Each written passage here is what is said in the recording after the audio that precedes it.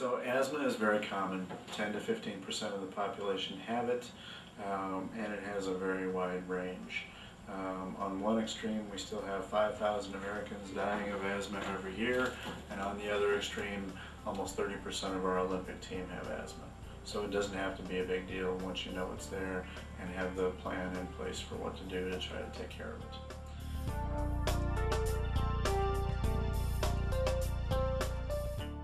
So, first starting out, what is asthma? The airway, so the main breathing tube comes down in here to the chest, and then it splits off one to each lung, but then those tubes split, and they split, and they split, and they split, and they split, and they split, and they split, and they split. And by the time you get out to the smallest tubes, even for small children, they have 7 million of them. Normally, they should be wide open and clear. But in asthma, when they get triggered, there are two main things that can happen. One is that there's muscles around the outside of those tubes that want to try to go into spasm.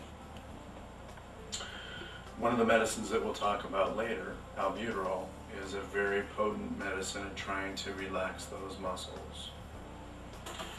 The other part that happens is that the inside of those tubes become swollen and you get increased mucus. Albuterol, on the other hand, doesn't do anything for that part. The only thing that we know that will take that part down is one of the anti-inflammatory steroids.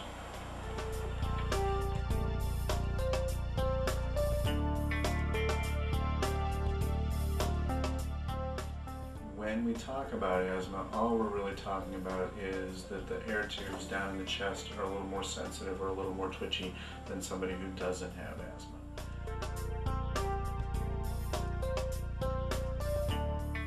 Many times physicians get trained to trust their stethoscopes and chest x-rays, though those are not very good tools, not very reliable at telling us how asthma is doing.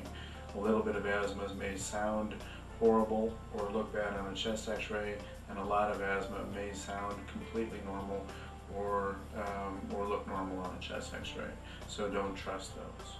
In those tubes, if there's problems in these main tubes, it might make lots of noise, but a couple coughs could completely clear it out and you'd be fine again.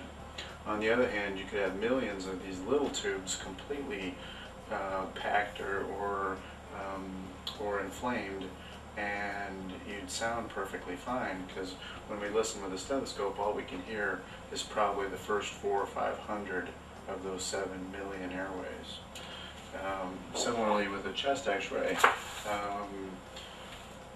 asthma, pneumonia, bronchitis, bronchiolitis, croup, all look pretty much the same on chest x-ray.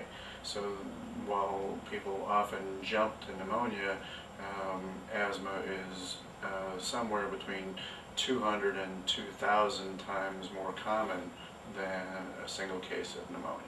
Well, at some point someone drew the line and said, these people have asthma and these people don't. Well, that doesn't really make a lot of sense to me.